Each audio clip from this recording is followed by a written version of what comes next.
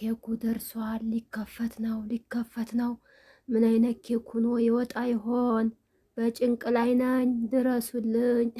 ኬክዋ መሐመድ ወጥዋ ሰይዲ እኔ ጨንቆኛል ዛሬ ምን አይነት ሆኖ እንደሚወጣ ማለት ነው። ለምን መሰላችሁ?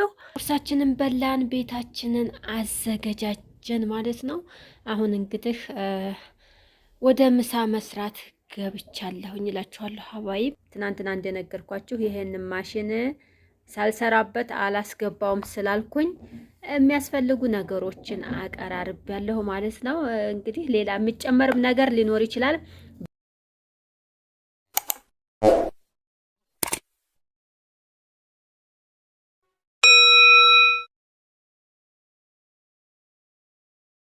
አሰላሙ አለይኩም ወራህመቱላህ ወበረካቱ። ውድና የተከበራችሁ የቻናል ቤተሰቦች አድማጭ ተመልካቾች እንደምን አላችሁ? እንደምን አደራችሁ? ሰባህል ኸይር ብያለሁ ቅመሞችዬ። ከኛ ጋር አልሐምዱሊላህ ደህና ነን።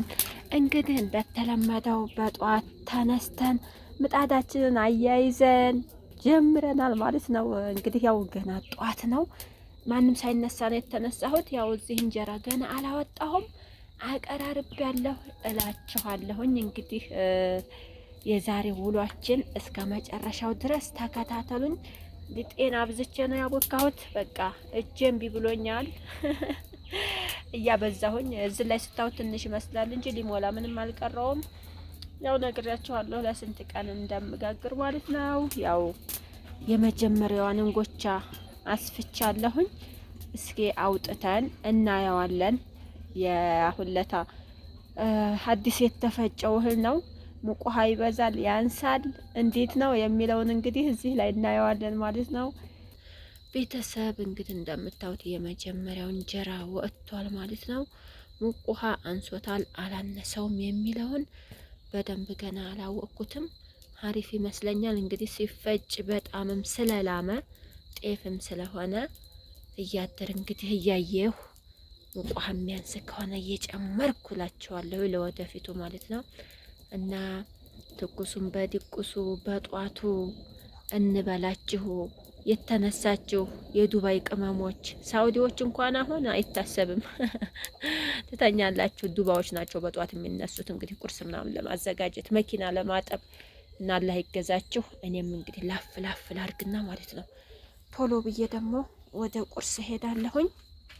ከቁርስ በኋላ እንግዲህ ዘብረቅረቅ ያለውን ቤታችንን አዘጋጅተን እንግዳም ስለነበረ ሳሎንም ምኝታ ክላስም ተበታትና ነበር ያደር ነው ማለት ነው። ቁርሳችንን በላን፣ ቤታችንን አዘገጃጀን ማለት ነው።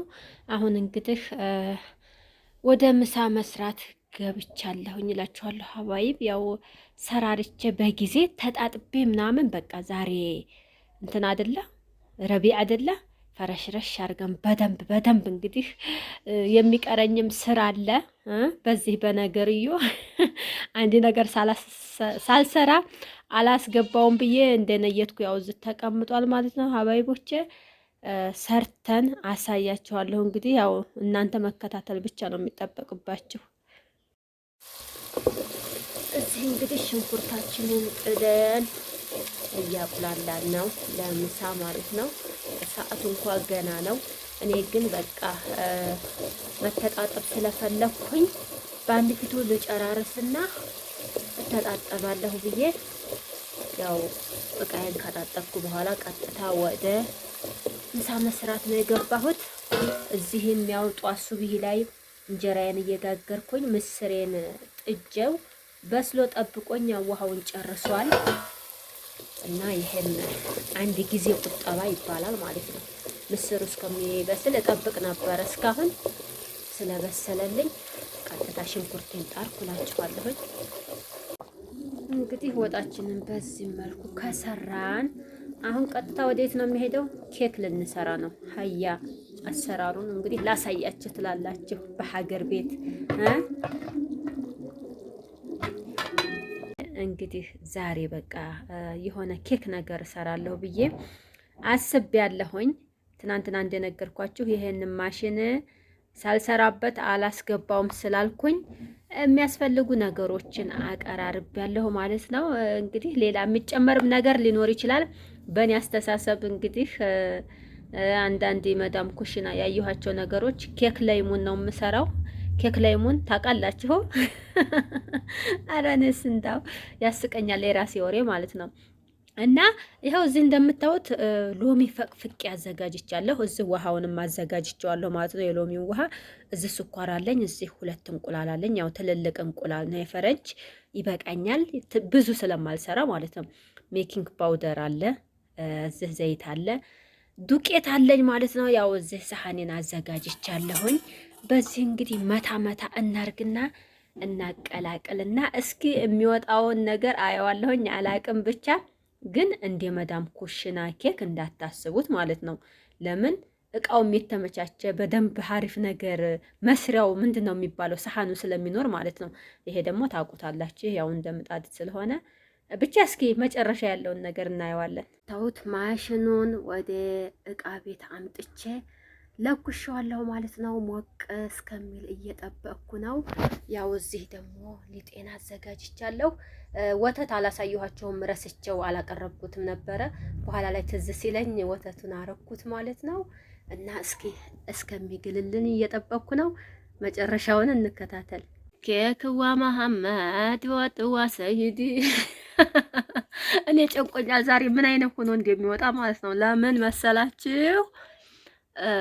ቆየሁኝና ከሰራሁበት ጠፋብኝ ማለት ነው። እንዴት እንደሰራሁ እና ብቻ ዝም ብዬ ነው ጭምርምር አርጌ ማሽንም አላስገባሁ ሰሃን ላይ ጨማምሬን ነውና ያው በዚህ በሽንቁሩ አያስታውቃችሁም። እኔ እያየሁት ነው እንግዲህ ወዲ ላይ ትንሽ ኮፍ ያለ ብድግ ያለ እየመሰለኝ ነው። እንዲያው ወጥቶ ጉዱን አይቸው እኔ አላቅም። ተሁሎ አግራጤ አትሉም እንዴ? በተወደደ ዘይት በተወደደ ስኳር እንቁላል 15 ብር ነው። ምን 15 ብር ነው? 25 ብር ገብቷል እንጂ 25 ብር አንድ እንቁላል ተገዝቶ ለአንድ ኬክ እንግዲህ ይኸውላችሁ ተፋጥጬ እዚሁ አይኑን እያየሁ ነው። ዙሪያውን በሄድ በዚህ እላለሁ በዛ እላለሁኝ። እንግዲህ እስኪ ይታያችኋል በሩቁ። እንደው መጨረሻውን አይቼ ነው የምስቀው። ኬኩ ደርሷል። ሊከፈት ነው። ምን አይነት ኬክ ሆኖ ይወጣ ይሆን? በጭንቅ ላይ ነኝ፣ ድረሱልኝ። ኧረ ወይኔ ቢስሚላህ ረህማን ራሂም። ልከፍተው ነው። መጀመሪያ ላጥፈው። ቢስሚላ እስኪ እንክፈትና እናየው በአንድ ላይ ማለት ነው። በአንድ ላይ ቢስሚላ ቢስሚላ ቢስሚላ ቢስሚላ ቢስሚላ። ማሻአላህ ማሻአላህ ማሻአላህ ማሻአላህ። እንዴት አያችሁት? በአላህ እንዴት ነው ዘርጋ ያለው? ያው ምጣዱ እንደምታዩት አሳይቻችኋለሁ። ዝርግ ስለሆነ ሊጡም እየሄደ ነው እንትን የሚለው አንድ ቦታ ስለማይቀመጥ ክምክም ስለማይል ነው እንጂ ቆንጆ ኬክ ነው። አምሮበታል ብዬ አስባለሁኝ። እንግዲህ ደህና ነው አይደለም? ያው በጣም ወፍራም ምንድን ነው የሚባለው ክብ ባይሆንም ዘርጋ ያለ ሆኗል። በቃ ነው የምላችሁ። ምሳችን ደርሷል ቤተሰቦቼ። አርሂቡ ምሳ እንብላ። ብስሚላህ ራህማን ራሂም። ዛሬ ሰላጣ ምንም አልሰራሁም። በቃ አንዱን ስል ሰዓቱ ስለሄደ ዝም ብዬ ምስሬን ብቻ ሰራሁ እላቸዋለሁ። ሀባይቦቼ እንግዲህ አልሐምዱሊላህ ይኸው አይታጣም የሚባለው። እኔ ያሰብኩት በጣም ብዙ ነገር ነበር። እንጀራ ጋገርኩ ስል ምን ስል ረፈደ፣ ደካመኝ።